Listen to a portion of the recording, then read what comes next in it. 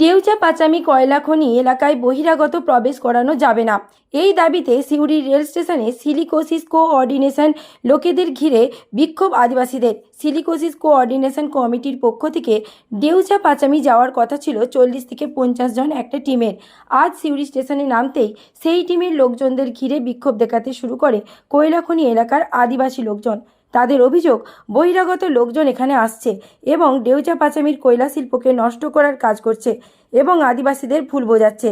যদিও ওই সংগঠনের সদস্যদের দাবি তারা শিল্পের পক্ষে, তারা শিল্প বিরোধী নয়, কিন্তু শিল্প হলে কি রোগ হতে পারে, সিলিকোসিস ছড়াতে পারে কিনা, লিকোসিস থেকে মুক্তি পেতে কী করা যায়, এই সমস্ত কিছু আদিবাসীদের বোঝানোর জন্যই তারা যাচ্ছিলেন। সিউড়ি রেল স্টেশন চত্বর থেকে এই সংগঠনের লোকজন এখনও বের হতে পারেননি। তাদের ঘিরে বিক্ষোভ দেখাচ্ছে আদিবাসী মানুষরা।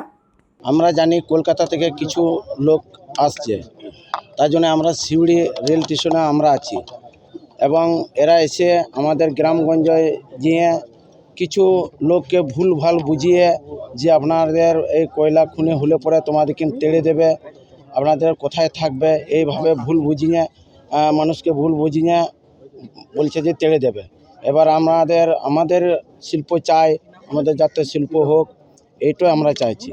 আমরা বাইরে থেকে অশিলিং করা যাতে না হয় সেইভাবে আমরা এখানে রুখে দাঁড়িয়ে আছি। সমস্ত কিছু মিডিয়ায় আমরা জানানো হয়েছে, আমাদের আগে থেকে জানানো হচ্ছে যে আমরা আজকে ডেপুটেশন দিতে যাবো ডিএম এর অফিসে, কিন্তু তা সত্ত্বেও আমাদেরকে এখানে আটকে দিচ্ছে কিছু উদ্দেশ্য প্রণোদিত ভাবে কিছু লোককে ফিট করে।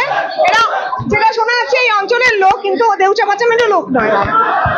এই অঞ্চলের লোক হতে পারে, দুবরাজপুরের লোক হতে পারে, কিন্তু এরা কেউ দেউচা পাচামির লোক নয়।